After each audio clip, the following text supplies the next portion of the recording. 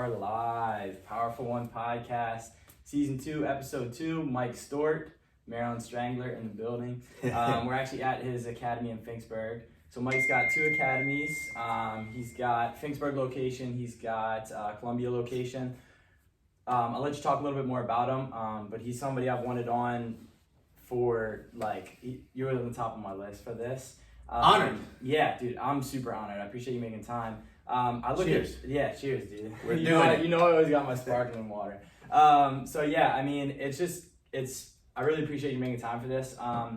It's kind of surreal to me to be sitting here with you just because I remember the first time I met you and I don't think you realize, because I probably haven't told you, but you've been such a mentor to me in my life, and the podcast, what I'm doing at Kogan right now, so much of what I'm doing. Don't make me cry here, bro. So much of what I'm doing in my life is has to do with the impact you've brought. And you're perfect for, what Powerful One represents. So basically the background of this for me is I went to private school my whole life. Mm-hmm. And in private school, it's just you go to college, you get a desk job, a 9-to-5, and you get married, whatever. It's just very black and white. Everyone does it. Everyone knows what they want to do. Mm-hmm. Without it really, it's almost it's domesticated. The people are taught what to believe and whatnot, and no one really thinks for themselves.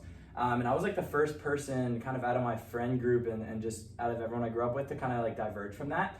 And so that's where I got the logo for the divide. It's kind of dividing yourself. I like that. Yeah, so dividing yourself from the norm. And then the circle kind of represents kind of being able to bring it back in once you find your power and what you feel powerful about. So yeah, just to kind of give you some perspective on That's great. Yeah, because I didn't know that. That's awesome, bro. Yeah. And I'm honored that I inspired you, because that's it's part of what I'm trying to do here. So yeah, man.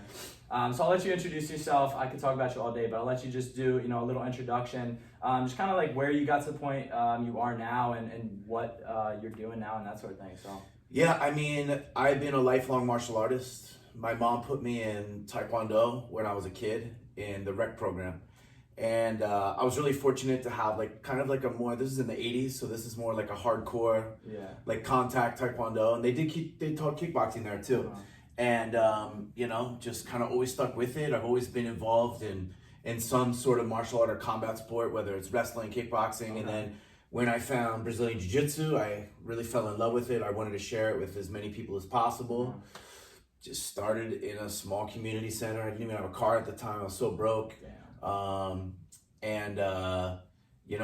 worked for another dojo for many, many years. I split from their program and kind of like you're saying, man, divided myself from the pack and went out on my own. And, in a pretty bad economic time when everyone, except for the true people that are still in my life, said it was a bad idea. Yeah. And it was too much risk, and I didn't have a business degree, and, all that stuff. And it's been about 10 years now, and we're doing pretty good. And,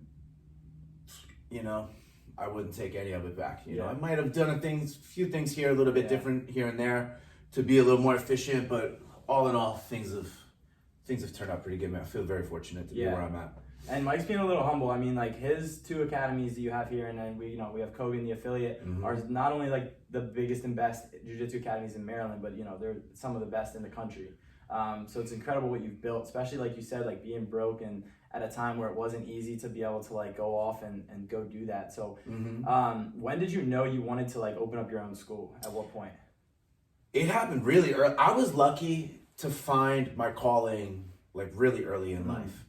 I think I was maybe 11 years old, and I graduated to get into the older kids system in my Taekwondo. It wasn't even a dojo, bro. It was in a gymnasium on a wood floor, no mats, and it was it was traditional Korean Taekwondo. Yeah. Just a lot of people started. There was no access to Muay Thai back then. Right. in this area. There's no Jiu-Jitsu. I didn't know anyone that wrestled. I mean, my first exposure to actually wrestling was in middle school. And I'll never forget my instructor. And it's interesting because it's come full circle, because he's actually one of my white belts now in Columbia. Shout out Mr. Jack, and also Mr. Allen Evans. And now Allen's son, who was is my student too. So it's all kind of I looked up to these guys so much, and I still do in many ways. And now I'm their sensei. It's kind of cool. That's wild. How powerful jiu-jitsu is in that way, and just martial arts in general. It's connections we make with people are they're really the best type in my view. But yeah, my instructor was just, one day I started helping with the little kids. I think I like saw a little kid was having trouble tying his belt, and I went over and like fixed his belt and showed him how to put his gi on the right way and was helping him with his forms or whatever. And my instructor was like, man, you would be a great Taekwondo instructor one day. And I was like, really? And he's like, yeah, like, why don't you start coming a little bit earlier and helping out teaching with some of the younger kids? Yeah. And I just took right to it. It's something I always liked, so I didn't feel forced to do it. And then, you know, I turned like 16, 17. I was working for my dad on his fishing boats, like brutal work, bro. Yeah. Like fun, but like brutal. Really long hours, really labor intensive. And I was getting a little bit lazy, and my parents were not training Taekwondo as much. And, you know, I was slacking off in wrestling in high school. My parents were like, look, you need to get a job. So I just started calling any dojo that was in the area. Yeah. And one of them hired me. I worked there for a while, and I knew that I wanted to like keep teaching, eventually own my own academy. I mean, I knew early on, dude. Like yeah. I knew that this is what I wanted to do when I was like a kid. Really? Yeah. So I'm, you know, just worked as hard as I can at it, learning how to become a better teacher, a better leader, a better student, a better instructor, and you know, it's always ongoing, always sharpening every day. Yeah. You know, going to conventions, going to, you know, teacher training, you know, just always sharpening the sword, man, just trying to be the best teacher I can. Yeah. So I always quote stuff that you've told me, or like say stuff that you've told me in a lot of the podcasts. So, you know, the one that sticks with me a lot is the, you know, your action, like your just quotes about action. And I've mentioned them a lot before. So what kind of like, where did you get that approach to just like take action? You know, especially like starting an academy. So you started your first jiu-jitsu academy when you were a white belt, or blue? I was a white belt. Wow. I was a white belt in jiu-jitsu. I have black belts in other systems, the other ones that I started off. And I'm not gonna lie, bro, when I first started teaching, it was a fucking mess. Like, can we say the F word on here? Yes, absolutely. Okay. I'm trying to work on that. That's part of, like, I'm working on not cussing as much, trying to be better for the kids. But, what were we saying? Oh, yeah. It was a mess when we started teaching, dude. Because it was a mix mash of, like, jiu-jitsu, judo, wrestling, a little kickboxing. I have experience in ninjutsu, so I was taking stuff from there. I mean, it was just like messy, sloppy MMA on crummy mats. I mean, just like if I could go back now and watch some of those early classes, man, I would probably cringe. But I think a lot of people are afraid to go through that process of failure, and then they never get anywhere, because it's like, well, you know, just kind of stay in your own lane. Don't take the risk, because it's easier, frankly. But I had really good leadership, you know, when I opened the school, and I started getting really serious with jiu-jitsu. And finally, when I got my blue belt from Helson, and my coach Stu Ramos, you know, made that introduction, and Stu really like changed the game for us, bro. Because up to that point, I knew how to run like a karate school, almost like McDojo. Like, okay. Like my original vision, we were gonna have mirrors on the walls, and like, you know, and Stu Ramos came in and was like, dude, like, listen, these are the mats you need to get. You need to get like wall mats. You need to like do it like, these are the belts you use. It can't be like this, you know, scattered thing. It has to be organized and structured, and this is the way that it's going to be done through the Gracie family, and like put us on, bro. I mean, like Stu really like changed my life. Wow. Having mentors like that is so powerful in my view, and having someone show you the correct way that's done it, and he continues to lead me in my life. And you know, like I'm saying, the connections we make in martial arts, dude, it's like they extend far beyond the mat. Yeah, that was just, I forget the original question, but do you remember what it was? Yeah, so, well, no, you basically hit on it, but also the second part of the question was just like how you got to be able to just put your like ideas and what you wanted to do into the action. But no, that was good. I'm glad you addressed that, like how you got to be. So I think, you know, for a lot of successful people that I meet, their action comes out of necessity. You know what I mean? Like, I didn't have a choice of whether or not to fail. And something I talk about a lot is burning the boats. So the old Vikings, when they would invade a new land, I don't know if this is true or not, but the legend is that they would burn their boats at when they would arrive to their destination. So there is no plan B. There is no going back. There is no, maybe if this works, I'll go get a regular job. Maybe if this works, I'll go back to college. Maybe if this works, maybe. I don't know many successful people that have that mindset of, well, I have a plan B. While planning is an important thing, sometimes we overplan, and that is the reason why we don't take action, because we're busy planning the perfect podcast. We're planning the perfect t-shirt, the perfect place to hang your fucking picture. I mean, we overanalyze everything to death. And imperfect action beats a perfect plan every time. And I got that from my boy Nick Keller, who's like, you know, a peer. And that's another thing too. You need mentors, but you also need peers. And Nick is like a level above, where he's about 5 years older than me. As far as like financial success and family, I really look up to him as like a father, and like he's just a good community leader and stuff like that. And Nick, man, all the best book recommendations I've ever gotten and stuff like that have come from him, and he's always on it. Well, are you taking action? Imperfect action beats a perfect plan. And like I really, you know, have adopted that mindset of, okay, let's just ready, fire, aim, and we'll calibrate the sights later. I mean, think about that. When we were talking about shooting earlier. When you're shooting in a rifle, what's the first thing you have to do to see where you're even at? You got to pull the trigger. If you don't do that, you have no idea where you're even at on the target. You got to figure out, am I aiming too high? Am I too low? Am I too left? That first shot is the indicator of like where you're at. So my recommendation to people that are out there like on the fence about a new idea, like pull the trigger, see where it lands, and then make your calibrations and adjustments accordingly. I love it. Yeah, that's the quote, that imperfect action beats a perfect plan. Every time. That I've said on this podcast a couple times, and I love that one. But it's cool, like, you know, you can hear quotes, but unless you embody those, it's hard to kind of represent them, but you like completely embody that. So when you were first starting out with your academy, you said you were getting like a lot of scrutiny, like people saying like, you know, why are you doing this? So like talk a little bit about that and how it was kind of like hard to, you know, was it hard to overcome that? And were there points where you wanted to, you know, it was easy to overcome, because my level of belief, which, you know, I talk about belief a lot too. My level of belief was unshakable. Like I knew I was burning the boats, bro. Well, if I fail, then fuck it. But I'm not doing anything else. I am not going back to a normal life. Like I can't do it. You know, and like you were saying, like dividing yourself from others, and like I always tell people, like run in the opposite direction. You know, hey, some people are fine with sitting in traffic for 2 hours every day, back and forth, at a job that they despise, a product they don't believe in, a leader they don't believe in, and spend 20 minutes or 20 years of their life doing that.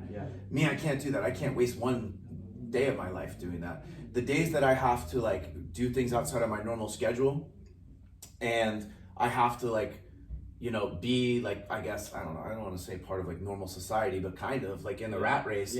I'm like, geez, man, how I just don't, I'm like, I don't see how people do this every day. And one of my goals through teaching martial arts is to pull people out of that, man, to like pull people almost out of that matrix. That's my goal for like, you know, the guys at Kogan. Like I want those guys all to be able to just teach martial arts full time. And I've been able to do that with some of the people on my team. And like, to me, that's like kind of like my newly redefined purpose, because we have such a good staff. I don't have to worry about taking care of the students quite as much. I'm more worried about taking care of my staff at this point, because if I take care of them, they'll take good care of the students, and it's all kind of reciprocal. But yeah, man, like it's important to, like, I probably could, you know, get a job that pays a lot more money because of my sales experience. But I don't know if I would enjoy that. You know what I mean? Like, we get to live pretty incredible lifestyles, bro. I mean, me and you are going to Thailand to do martial arts in a couple of months, and just traveling all over the place. Every city you go to, you meet new friends and training partners. You're constantly picking up new information. You're constantly like battle hardening like your mind, body, and soul every day. It's like and people are trusting us with their kids. Men are coming to us that are on the verge of suicide, and we're talking them off the fucking ledge. And, you know, women that are survivors of domestic violence and sexual assault, we get to help them in the healing process. It's, man, you take that away from me, bro, I get emotional thinking about it. Like I can't imagine it. I think it was like Hicks and Gracie said, like, man, like I'd rather you take my legs than take jiu-jitsu from me. It's like, you can't, once you go down this path, dude, it's hard to turn around and go back to a normal life. It's like, it's almost, I don't think I could do it. If I had to do it for my kids, then I would, but man, martial arts would always still be part of my life somehow. So that's what I think that we should focus on is, what do you really love? Yeah. How can you help people? And that's the mark of your level of success. Yeah.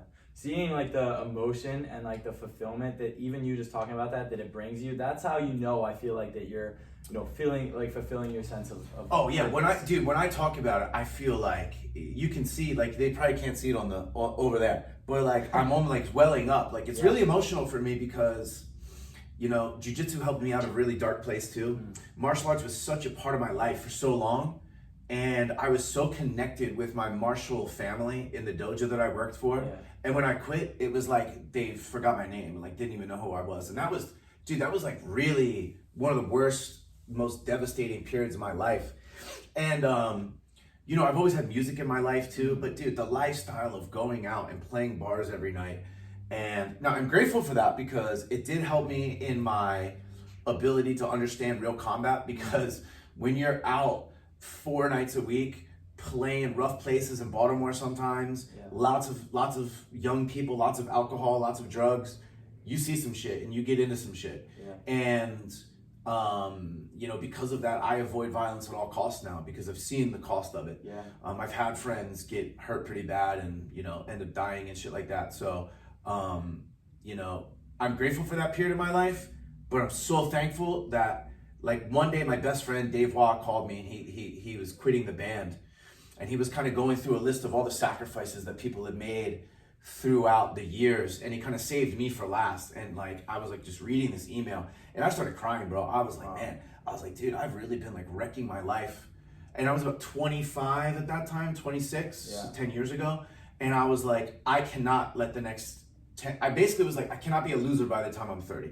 I can't do that because, dude, honestly, if you are, the chances of you becoming a winner by the time you're 40, man, it's tough, bro. Like, I recommend for like young guys like you, like, figure out what you're trying to do and like just go after it when you're young. But yeah, like coming back to jiu-jitsu like saved me from such a dark place, dude. I mean, like, dude, there were days where I was just ready to punch out, man. I was just like, what the fuck am I doing? Like, I was driving around selling frozen meat out of the back of a truck, door to door. That's where I got a lot of my initial sales experience from, dude. That's a tough job, dude. And then playing bars for Ungrateful Club. There's a couple guys like, Raph in Westminster would always hook me up and like a couple other guys. But other than that, you're dealing with like a lot of arrogant, cocky, cokehead bar owners, dude, that are just like ruthless. It's just like, I don't want to be around those people anymore. You know what I mean? Yeah. But that's why I take it so seriously, because I've seen how much it can help me. And I want to share that with other people. I want to pull other people out of a dark place or a career they don't like, or help them with a negative relationship. I mean, we're like helping, like I said, dude. I know I said it like 5 times, but I really believe we help people a lot, and that's my purpose. Yeah, and that's awesome that you found that. And like, even like you were saying, you're like finding it from a young age, but like the culture that this place has, and that like the Jiu-Jitsu Academy, especially the self-defense ones that, Kogan and your 2 other locations, it's incredible. Like you say, Jiu-Jitsu saves lives, and it's so true. Like the camaraderie you feel from, doing martial arts and like having that brotherhood and like mentors in your life is so powerful. But I think you're like completely right. Like being able to find, what you enjoy and doing that and finding that, I feel like is something that's very hard, especially from like the way I grew up, is like, that's just not something people do. Like you're domesticated, you're kind of told what to believe, how to think, and what I think you're that's everywhere though, bro. Not just because you went to private school. Right. I went to public school, and it's the same thing. Yeah. And so, especially around here where it's not like, we're a couple of years behind like West Coast status and stuff like that. You know what I mean? Yeah. There's not a lot of trendsetters in East Coast, Mid-Atlantic. You know what I mean? Like outside of New York and in West Coast, like jiu-jitsu's just now like getting popular around here. Yeah, so I mean, like with that being said, I know you said you found like what you love early, but we know how important it is to like find what you love and how fulfilling that is, and how you know, there's nothing you'd rather be doing. So what would you say to somebody who's struggling with finding like really what they enjoy? Like how would somebody go about trying to kind of like gain that sense of you know, happiness, fulfillment, purpose? Well, what I would tell them is you already know how it feels not to do that. How's that making you feel? Yeah. You know, how's that working out?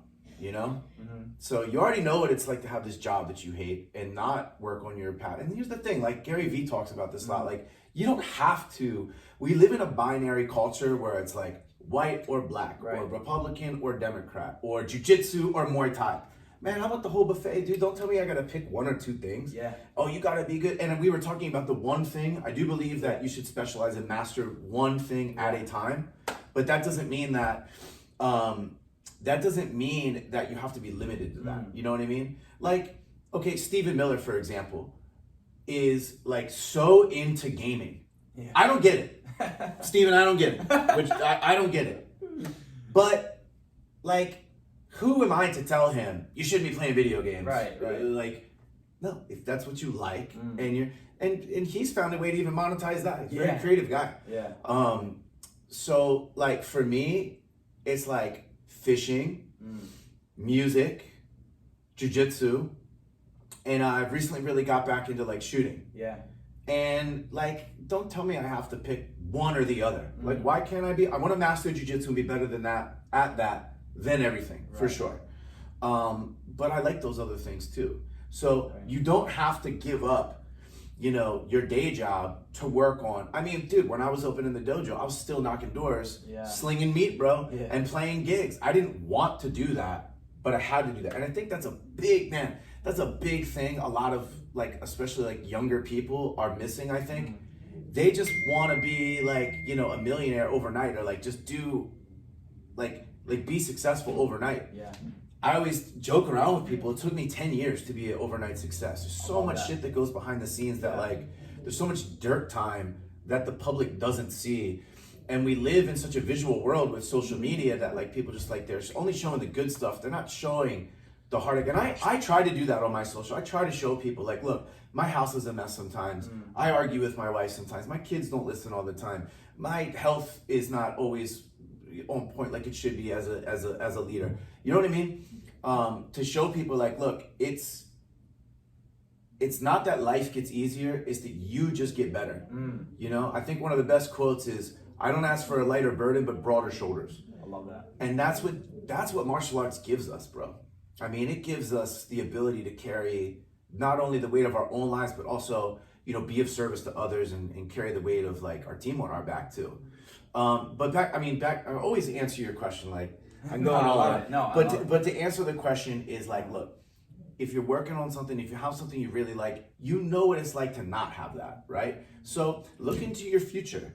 Do you want the next 5, 10, 15 years of your life to continue down that same pattern? Because just by diverging the stream just a little bit, man, you could really change the rest of your life. Yeah. You know what I mean? Yeah. I mean, think about if someone like Steve Jobs never pulled the trigger. Right. And it's just like, well, I guess I'll just keep working for these people. And, you know, one day I'll get around to my idea. Well, again, imperfect action beats a perfect plan. What are you waiting for? Yeah. Are you waiting for the perfect, you know, day? Are you waiting for the perfect month? Are you waiting for the perfect This does not exist. You know what I mean? And entrepreneurship and business and whatever, success in anything, it's a moving target, man. Like, the problems that I have now in business dwarf the problems that I had 10 years. Dude, I mean, I was worried about, my biggest issue back then was paying like $4,000 a month in rent. And I would stress about that. I wish that was the only thing I had to worry about now. Man, it's just like a mountain of bullshit, it feels like sometimes. But it used to feel like, man, this is insurmountable. Like, how am I ever gonna do that? Now it's just like, you know what, man? Every day, and this is something else. This is why peers and mentors are good. There's something else my friend Nick Keller says. Every day I just stack a brick. Just stack one brick to the top every day. Yeah. As long as you're stacking your bricks up, dude, and you're doing that regularly and consistently over time, you're gonna be okay. Yeah. And you gotta have a good idea too. I mean, I hear a lot of ideas and I'm like, dude, no one's gonna want that. You know, and you're talking about some people just get worthless degrees and wonder why they're poor. And it's like, I found a direct correlation that you have to find a product or a service that helps people. Yeah. And the more that it helps people, the more money you get. Yeah. Like, a good example is if you drop dead right now from a heart attack and you start clutching your chest, if I go out there and somebody's a doctor, I'd pay them. I'd be like, how? They're like, it's going to be, you know, 50 grand to save your boy Tommie here. I mean, I'm not going to not do that to you. I'd be like, shit, okay. Because it's that much valuable. Yeah. Billie Jean talks about this. If you haven't looked into Billie Jean marketing, he's really good. Okay. Yeah. And Billie Jean was like, he said, but if I have to clean my house after a party, I'm paying you whatever minimum wage is. You know what I mean? Because the market is saturated with people that can do that. Anyone can do that. Yeah. Not everyone can save you from a heart attack. So I would suggest that people find something that helps. If you're starting with your goal is, I want a Lamborghini, I want a mansion, I want $1 million, good luck. But if you start with your goal is, I want to help people, I want to impact my community, I want to change lives, I want to teach people to better protect themselves, I want kids to walk confidently through the hallways in schools, I want to prevent the next fucking school shooter because I'm giving this young man an outlet that's positive to get his energy out, to get his anger and aggression and pissed off. And because we got, our young men are in crisis, you know what I mean? Especially, and our daughters and young women too. We need to build them, bro. Like, you know, and we get to do that, and people place high value on that. Yeah. So, like, it all comes back to belief. I believe so much in all that stuff, and, you know, I feel absolutely no guilt or shame or remorse for charging what we charge. In fact, I think it's cheap compared to what we do. I think so too. And, you know, could we make more money doing, because you're a great salesperson too. You picked up all the sales stuff that I taught you super fast. Yeah. Dude, you could be making much bigger commissions selling some bullshit software package, but would you really believe in that? Right. And would you really go to sleep being like, man, I impacted my world today, and like I helped my community, because there's so much more than just money. I mean, listen, you need money, and you'd rather be rich than poor. Yeah. There's no doubt about it. I've never seen a sad person on a jet ski. Yeah. But it's so much more than that. It's not going to make you fulfilled. That's for sure. Yeah, and I've noticed that, and one thing you've taught me just through action and just spending time around you is that, so I've had other jobs, well, I've learned everything I've learned in sales and a lot of just martial arts in general from you, but I've, you know, been offered other sales jobs and actually like took another sales job, but like the same idea, like I didn't have the belief, like, you know, I felt like I was good at sales and I felt like it would transfer over. It was fitness, like I was selling, you know, and I was offered to sell other things, and like having that clarity to know what it's like to believe in what you sell and like believe in what you do so much, like the martial arts, the jiu-jitsu, I had to just leave the other job because I like couldn't believe, like I didn't believe what I was selling, and I couldn't sell it. I didn't have the passion for it, and it just made me like appreciate being able to sell martial arts so much more. Because to me, it's so easy because like I love it. Like it's like when you talk about it, you see that, hear the passion in your voice. Like, you know, when I'm at the academy, like talking to people about it, like they just see, you know, the love. It's infectious. Yeah, and I think that's what's so cool. And people are infectious. Yeah. Good or bad. Yeah, and that's the thing like that you've built, that you've, you know, helped Kogan build. It's just like that culture of just like, you know, belief in. Well, what people won't see behind the scenes is when I'm like on a call with Rob, right, or Matt, and I'm like, or Bowie, or I'm in a meeting with my staff, and I'm screaming at them. And it's not anger. It's like Leonardo DiCaprio in Wolf of Wall Street. Yeah. Like, let's go, man. Let's fucking go. Like, what are we waiting for? Why are you doing that? Mm-hmm. And it's to light a fire under their ass, because belief is the most powerful element for succeeding in anything. If I don't believe in myself, dude, you're going to find out like really fast. Yeah. There's a good exercise that I do when I'm helping other school owners out. I was doing some consultation work for other smaller academies for a while, and I forget who I got this from. It was at some training event that I went to years ago, and you know, you ask them a question, okay, like you're Okay, I'll ask you this. I don't know if I've ever done this exercise Okay. with you, but maybe we have. But you've been training Muay Thai how long? Like 5 years. Okay. So there's really no rank in Muay Thai. Right. But let's just say you're like a purple belt in Muay Thai. Yeah. Probably like a That's purple what I or would say. purple or brown belt, it's like 5 years in. Right. Right? So would you give up all of everything that you've built in Muay Thai? Now we're talking your skills. Mm-hmm. We're talking all the connections you've made, all your friendships that you have, all that. Would you trade that for me right now for $100,000 cash if I put it on the table? No. Okay. So what about 250 G's? No. Cash? No. 500? No. $1 million. There's a stack of $1 million cash right now. That's 5 years of your life. I mean, $1 million can set you up if you know what you're doing. Would you trade it? Honestly, no. I wouldn't either. Yeah. I wouldn't trade. There's no monetary value that you could trade for me for my black belt. So then I tell the school owners this, then why the fuck are you charging $100 a month, dude? Wow, that's What's crazy. the matter with you? What's the matter with you doing that? Yeah. You don't believe in yourself. Yes, I do. Then start charging $200 tomorrow. Oh, people in my area, I'm gonna say, where's your belief, bro? What happened? What happened to the guy that wouldn't trade his rank for $1 million? He's scared Wow. to charge that much? Yeah. Because let's be real, dude. People spend $200 a month on complete bullshit all the time, dude. All the time. Even broke people. Yeah. It's not that hard to make. Listen, your actions express your priorities. If it's important to you, you'll find a way. If it's not important to you, you'll find an excuse. It's as simple as that. Wow, yeah, I love that. That's so true. I mean, like, I feel like that's, a good gauge, too, of not even from a business standpoint, like you're saying about charging more, but just from, like, a general life standpoint is, like, You can use it for anything. Yeah, you can use it, and I feel like that's a good way to, like, judge if the spot you're at is where you want to be, because if you wouldn't give it up for $1 million. If you told me right now, Yeah. I would trade all that for $1 million, I'd be like, then you should fucking quit right now. Yeah, Why are you doing it? yeah, If your belief is low, then why are you doing it? yeah, What do you believe in more than that? And if you gave me another answer, like, then you should go do that. right. I love that. I'm going to start using that on people. Yeah. I like that a lot. Yeah, that's one thing that you and some other mentors in my life have taught me is that, like, there's nothing, having the love that I have for, like, what I do right now, there's not a single time the rest of my life that I'll do something that I don't love. And I've quit jobs where I made a lot more money even while I've been doing this. And now I'm, like, fully invested in what I'm doing. Like, Powerful One and Kogan is 100% of my focus. And That's like, great, bro. And it will always be until, I can just... And listen, dude, it might change. Yeah, it might. Yeah. Listen, dude, 20 years from now, I might be like, you know what, dude? This martial art thing, it's been great. I'm going to sell the academy and buy my own charter boat and do fucking Marlin charters. I don't know.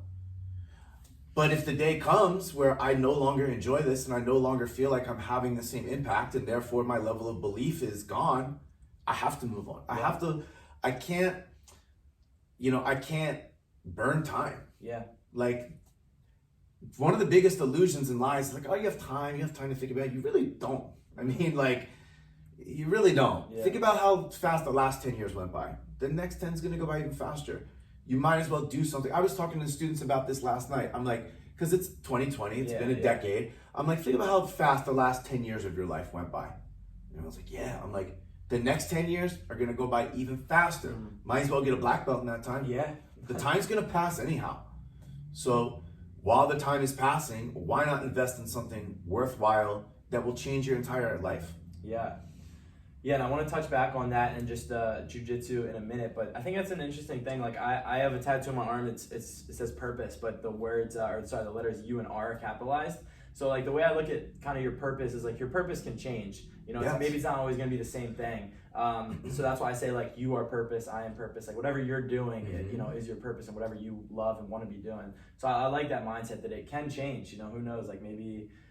down the line, it's something different. I think it's... And you should not let anyone tell you any different. Absolutely. And we get it. This was a painful thing that I had to go through. Is not listening to my parents, not listening to family, not listening. Don't get me wrong, dude. My parents are extremely supportive, but at least once a month they're like, "Dude, stop doing what you're doing on Facebook." And I'm like, "But you don't know Facebook, guys. Like, you don't know my audience." I'm not like an investment banker that can get fired for saying the F word. I don't give a fuck.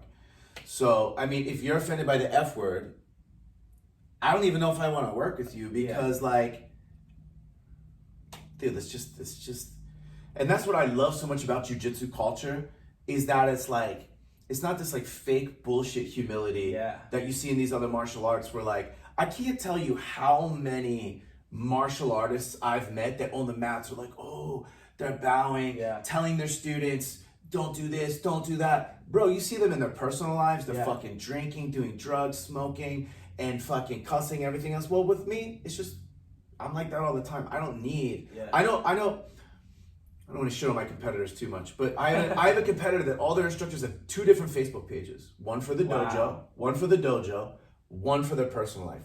I mean, I think these are good people that don't have anything to hide at all. These are good people, but why the fuck are you doing that? I don't need to be different. The same way I am on the mats is the same way I am off the mats. There's not much distinction. You know? Honestly, that's actually what appeals to me the most about you, because my biggest thing is just like being yourself and like being like unapologetic in who you are. And like I've seen that, you know, through and through with you. So I think that, you know, that aspect's awesome. And like Mike is like a zero bullshit dude. Like you were saying earlier, you know, the part people don't see about, you know, part of the success in the business is, you know, when you're yelling out of passion, but like conveying to, you know, staff members and whatnot, just about, you know, how you want things done. So talking just a little bit about your mindset through business and through sales and that sort of thing, and through the academy itself. Mindset in regards to what? So just like basically your zero bullshit mentality, but in a business sense. Does that make sense? Well, the way I look at it is, okay, so we have, I talk about in being a professional martial arts instructor, you have to have 2 different brains. You have your martial artist brain that is sympathetic to people, is compassionate, is disciplined, is you know, you're of service to people, you help people. If somebody falls on hard financial times, you know, we work with them. We're not ruthless, and we have to be human, you know. We have to be very organic, and we have to be very connected to our students in that way. As a business owner, you need to be like fucking Terminator. You need to have no soul. You need to be completely ruthless, and you need to focus on the X's and O's, and you need to focus on the decimal points and the dollar signs and the zeros. And it's so tough balancing that, because look, bro, if an employee who's my student that I love like a brother is fucking up, I don't want to hurt that person. I don't want to, you know what I mean? I don't want to fire them. I don't want to yell at them. But this part of my brain has to turn on and be like, no, you have to. Because this person is not more important than the entire team. And you need to get with the fucking program and get with the X's and O's and get on the game plan. It's like any good coach, bro. Listen, I'm here for you. I'm here to support you. But you're fucking up. Whether it's numbers, whether it's teaching, and not just you're fucking up, do better. This is specifically what I need you to work on. First off, am I giving you all the correct resources for you to have success in this area? Sometimes it's my fault. Why is this guy's numbers all fucked up for this? Or why is this guy have no people in the class? Man, the time is just not working. And, you know, I'll always listen and do my part. Once I've listened and I've done my part, if there's still complaints, if there's still issues, then I have to be like, okay, like now we know, we've separated that. Now we know that it's you. What's going on? What's wrong? How can I help you personally with what's going on with you? Okay, then I give them these resources, and usually at that point, they fix it. You know, most people will fix it. If they continue down that path and they keep fucking up, it's like I have no choice. You're not accepting the leadership that I'm giving you, and it's like, I just don't have time for that anymore. You know, I need people that are going to be motivated, that are going to listen to what I'm going to say, and they have to understand that that is a two-way street. I'm also going to listen to what you have to say. And I also want the feedback. I mean, I've had to get like staff members just quit because they're poor communicators, and I'm like, I have no idea what you're thinking or feeling. Whereas with me, you know exactly what I'm feeling and thinking at all times. I'm not going to mask how I feel. And I can tell you that confidence comes from doing jiu-jitsu. If I'm on the mat with someone and they smell like a dirty jockstrap, I'm going to tell them, you smell fucking terrible. go wash your gi, go wash your rash guard. I can't work with you today. It's Yeah. not worth me getting ringworm. Oh, a lot of people would have a really hard time with telling that person, this is bothering me. This is why. This is what I need you to do about it.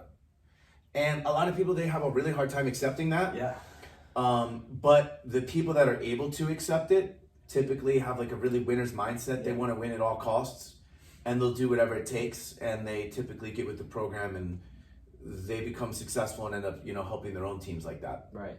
I feel like that's probably a huge part of why you're able to kind of, like you're saying, be able to oversee the academies, but kind of hand it off to your staff, because you have like everything is set, like they know your expectations, like you communicate it, and it could always be better. I mean, like we're always working on how to be better communicators as leaders, and create more opportunities for the staff to communicate with us. Yeah. For anyone out there that's in a leadership position, like I follow like Simon Sinek, who's the man.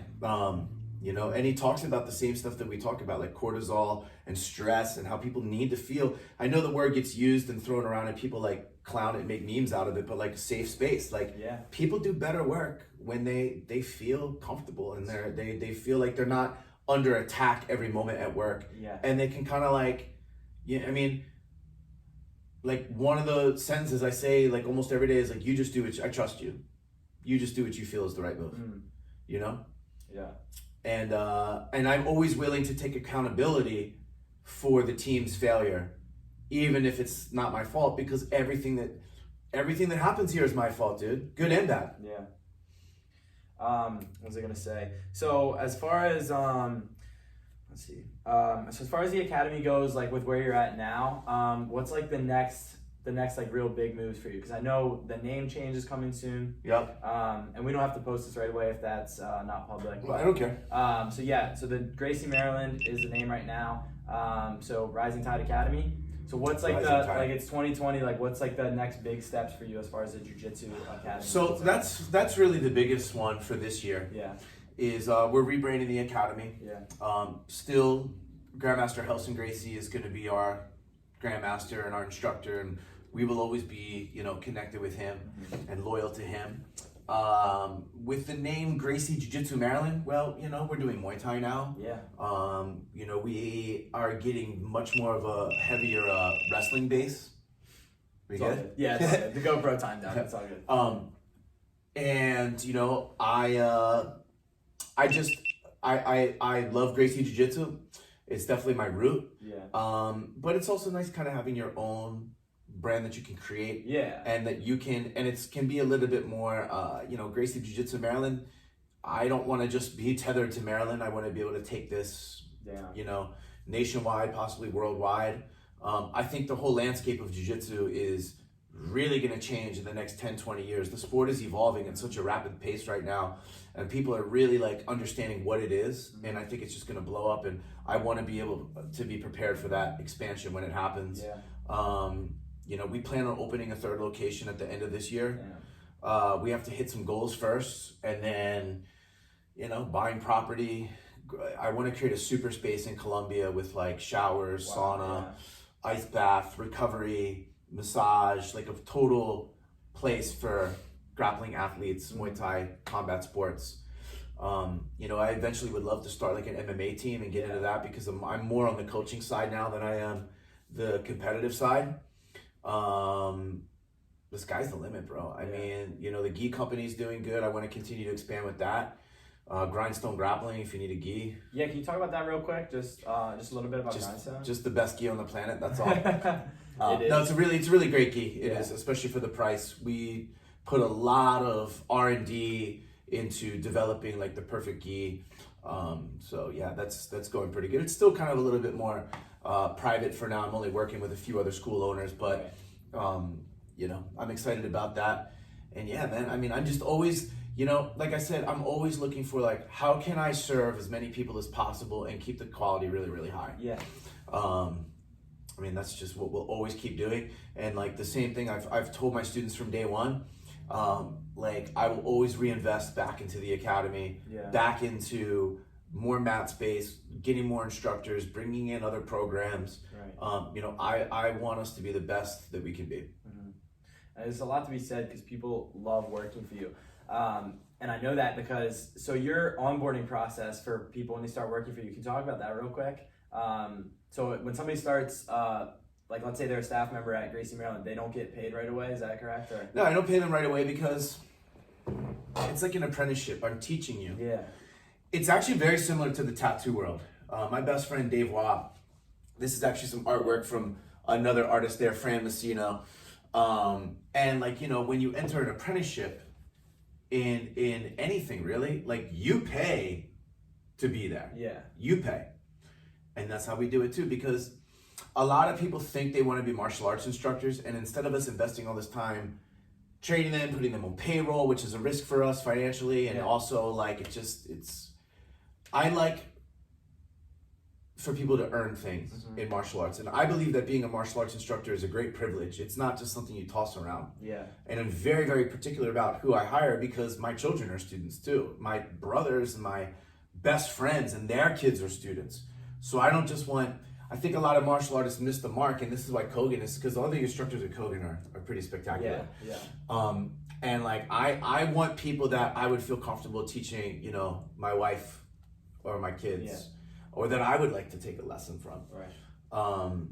So I look at it as like a privilege. So I want to make people work for the position a little bit. That a lot. And you know, that way too, if I see this person's just maybe not cut out to be an instructor, it's easy for them to just go back to being a regular student, and nobody's feelings get hurt. Yeah, I like that a lot. What is like the coolest story from jiu-jitsu you've seen? And it can be quick, but like what's like the coolest transformation, whether it's a kid, a student, like a kid, an adult, like what's like the coolest transformation you've seen, just whether it's confidence, you know, anything? So I might get emotional with this one. I have a student, and he's been with me since back when we were in Clarksville. Yeah. And he was one of my first students there. And he has Asperger's. So his first couple of years in jiu-jitsu were, I mean, that boy gave me some gray hairs, bro. He was a very stressful student to teach. But I made an agreement with myself that I would never turn anyone in need away from the academy. Adults are one thing. If you're being an asshole outside of the academy, I'm not putting up with that, right? We've asked a few students to leave because they're using their training in the incorrect fashion outside of the academy. We obviously can't have that. Right.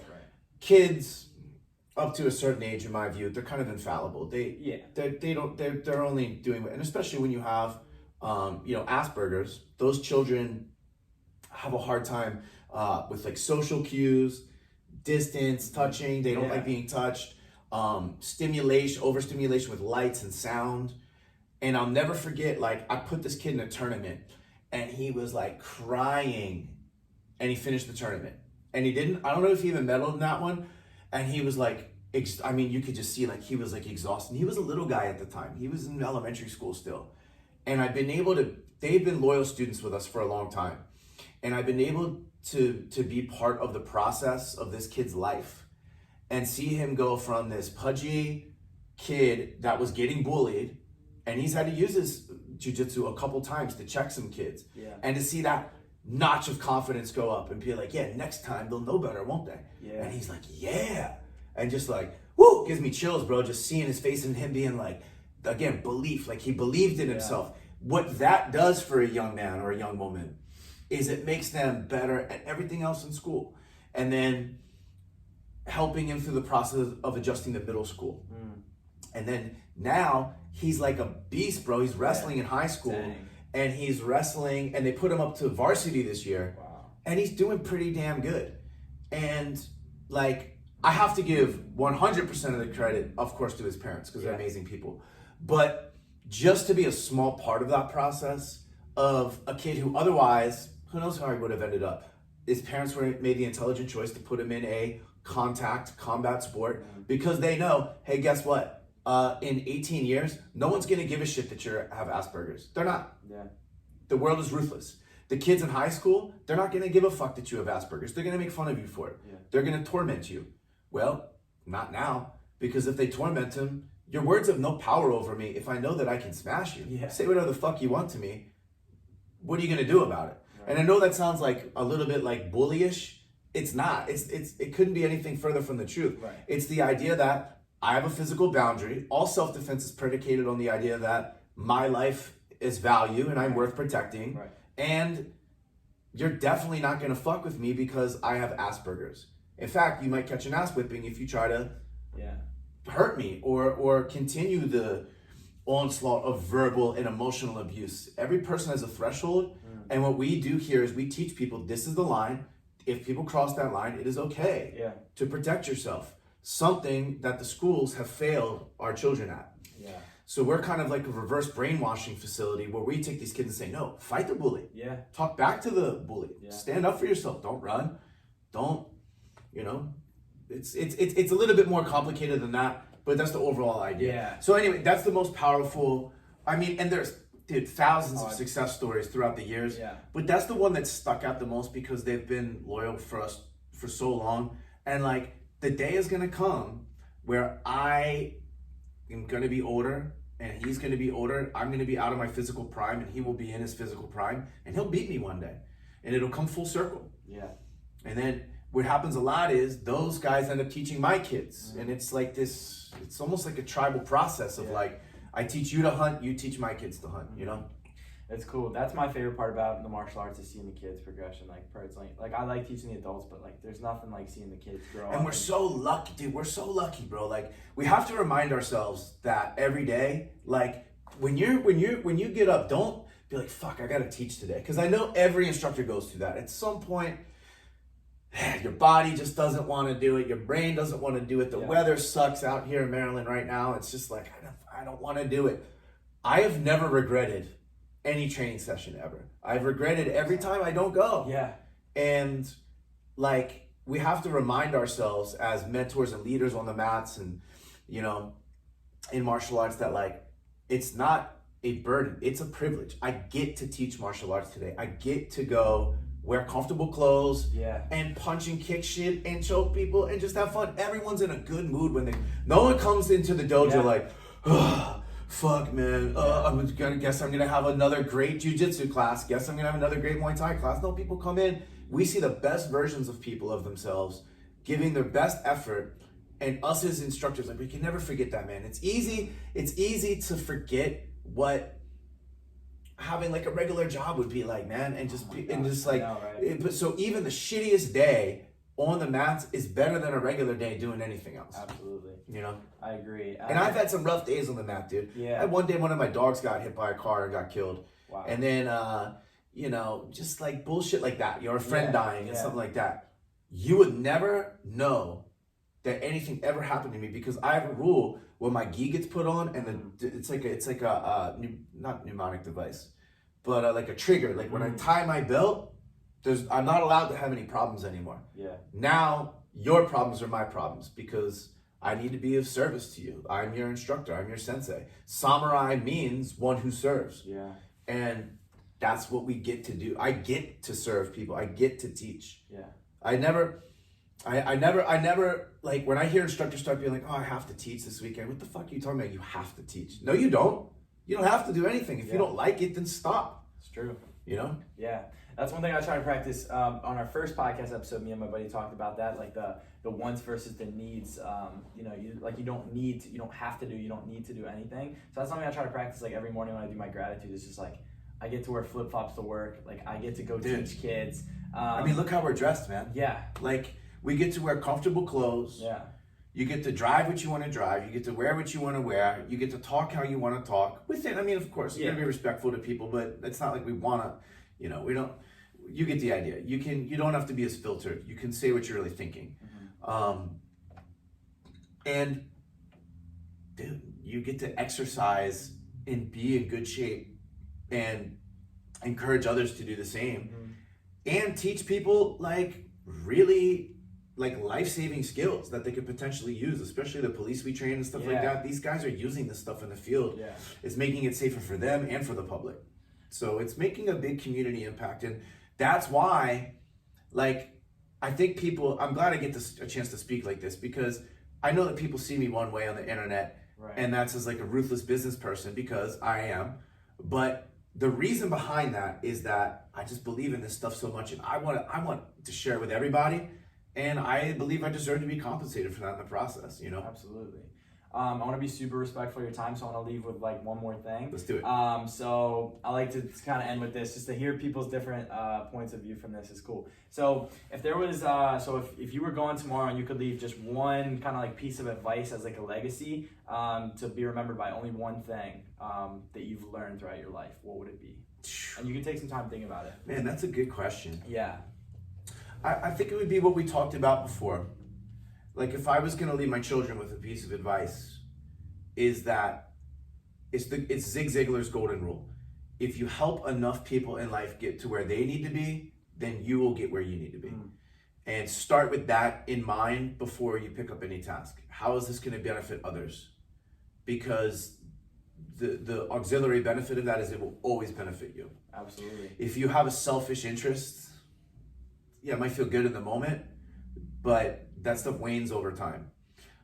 When you begin with being of service to others in mind, that's where life really pays off dividends. And we have to remember too, we're not just talking about money here.